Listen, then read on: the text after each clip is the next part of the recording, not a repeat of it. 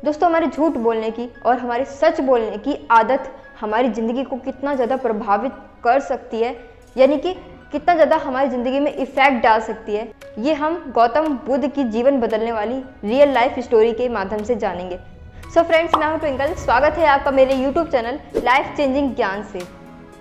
वो स्टोरी ये थी कि एक बार एक चोर राजा के महल में चोरी करने के इरादे से महल के अंदर प्रवेश कर रहा था। तभी वहाँ खड़े पहरेदारों ने उस चोर को देख लिया और उससे पूछा कि तुम कौन हो और ऐसे अंदर क्यों जा रहे हो। तब उस चोर ने कहा कि मैं एक चोर हूँ और मैं महल के अंदर चोरी करने के लिए जा रहा हूँ। तब उन पहरेदारों ने ये सोचा कि शायद ये कोई राजा का जान पहचान का आदमी होगा जो हमसे यूं ही मजाक कर रहा होगा, और उनको ये बात भी पता था कि कोई चोर ऐसा कभी नहीं कह सकता है। इसलिए उन्होंने उस चोर को अंदर जाने दिया और तब वो चोर महल के अंदर पहुंचकर चोरी छिपके राजा के खजाने तक पहुंच गया और उसने वहाँ से बहुत सारा धन लूट लिया। और जब वो धन लूटकर वहाँ से बाहर जाने ही वाला था, तभी अचानक से उसको खाने की खुशबू आने लगी। फिर उसने सोचा कि क्यों ना आज शाही भोजन भी कर लिया जाए, तो इसीलिए वो खाना खाने के लिए किचन में पहुँच गया और वहाँ पर वो खाना खाने लगा। और जब वो खाना खाकर अपने धन के साथ वहाँ किचन से निकलने ही वाला था, तभी वो अचानक से बहुत गहरा विचार करने लगा और फिर उसके बाद उसने चोरी किया हुआ धन वहीं किचन में ही छोड़ दिया और वहाँ से खाली हाथ वो महल के बाहर जाने लगा। और तभी उन्हीं पहरेदारों की नज़र वापस उस चोर पर पड़ गई और उन पहरेदारों ने उस चोर से मजाक के अंदाज में पूछा कि क्या हुआ, कर लिया चोरी। तब उस चोर ने कहा कि हाँ, मैंने चोरी किया था, पर मैंने चोरी किया हुआ सारा धन किचन में ही छोड़ दिया। और तब पहरेदारों को उस चोर की बातों पर शक होने लगा कि कहीं ये सच में तो चोर नहीं है।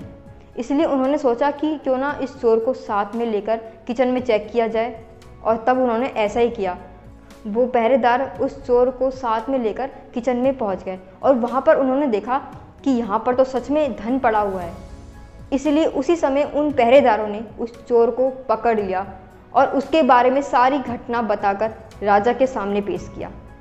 तब राजा उनकी बातें सुनकर बहुत ज़्यादा हैरान हो गया। तब राजा ने उस चोर से पूछा कि जब तू महल में प्रवेश कर रहा था तो तूने इनको सच क्यों बताया कि तू एक चोर है, और दूसरी बात, जब तू चोरी किए हुए धन को ले जा सकता था तो फिर तूने सारे धन को किचन में ही क्यों छोड़ दिया और खाली हाथ ही वापस क्यों जाने लगा।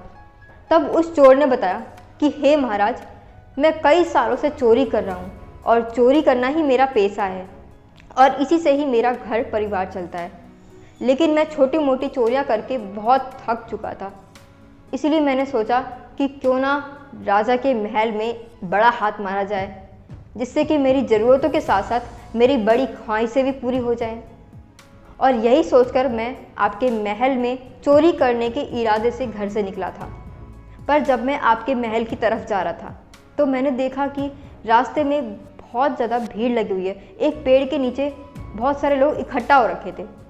तब उसी भीड़ की तरफ जाते हुए एक आदमी से मैंने पूछा कि यहाँ पर इतनी ज़्यादा भीड़ क्यों लगी है। तब उस आदमी ने मुझे बताया कि यहाँ पर महात्मा गौतम बुद्ध लोगों को उपदेश दे रहे हैं और ये सभी लोग उनके उपदेश को सुनने के लिए ही यहाँ पर इकट्ठा हो रहे हैं। तब मैंने उस आदमी से पूछा कि उनके उपदेश को सुनने से क्या होता है। तब उस आदमी ने मुझे बताया कि बुद्ध के उपदेश को सुनने से और उनके उपदेश को अपने जीवन में अमल करने से हमारी ज़िंदगी सफल, सुखी और समृद्ध हो सकती है। ये सुनकर मेरे अंदर भी बुद्ध का उपदेश सुनने की जिज्ञासा जगी और मैं भी वहाँ सुनने के लिए खड़ा हो गया। पर मुझे आपके महल का खजाना चोरी करने की भी बहुत ज़्यादा जल्दी थी, इसलिए मैंने वो उपदेश ज़्यादा नहीं सुना। पर मैंने जितना भी सुना उसमें बुद्ध कह रहे थे कि हमें कभी भी झूठ नहीं बोलना चाहिए और जिसका नमक खाओ उसके साथ कभी भी गद्दारी नहीं करनी चाहिए। और जब मैं वहाँ से निकलकर आपके महल की तरफ आ रहा था, तब इस बीच मैंने रास्ते में ही ये विचार कर लिया था कि अब से मैं बुद्ध के उपदेश पर ही चलूँगा। इसलिए जब मैं आपके महल के मेन गेट तक पहुँचा तो मैंने आपके पहरेदारों के पूछने पर ये सच बता दिया कि मैं एक चोर हूँ और मैं यहाँ चोरी करने आया हूँ, क्योंकि बुद्ध का पहला उपदेश ये था कि हमें कभी भी झूठ नहीं बोलना चाहिए। और जब मैं आपका धन चोरी करके वहाँ से निकलने वाला था तभी मैं आपके किचन में पहुँच गया और वहाँ पर खाना खाकर जब मैं वहाँ से निकलने लगा तब मुझे बुद्ध का दूसरा उपदेश याद आया कि जिसका नमक खाओ उसके साथ कभी भी गद्दारी नहीं करनी चाहिए। और मैं तो आपके खाने के माध्यम से आपका नमक खा चुका था, इसलिए मैंने आपका चुराया हुआ धन किचन में ही छोड़ दिया और वहाँ से खाली हाथ बाहर जाने लगा। और तभी आपके पहरेदारों ने मुझे पकड़ लिया और आपके सामने पेश कर दिया। और अब राजा को पूरी बात समझ में आ गई थी। तब राजा ने उससे पूछा कि क्या तुम अब हमेशा बुद्ध के उपदेश पर ही चलोगे? तब उस चोर ने कहा कि जी महाराज, अब मैं ज़िंदगी भर बुद्ध के उपदेश पर ही अमल करूँगा और आप चाहे तो मुझे चोरी के अपराध की सज़ा भी दे सकते हैं। तब राजा उस चोर का जवाब सुनकर और बुद्ध के उपदेश से बहुत प्रभावित हुआ और बहुत खुश भी। तब राजा ने कहा कि मुझे मेरे खजाने की देखभाल के लिए एक सच्चा और ईमानदार और वफादार इंसान की ज़रूरत है। क्या तुम मेरे राज्य का खजांची बनना चाहोगे?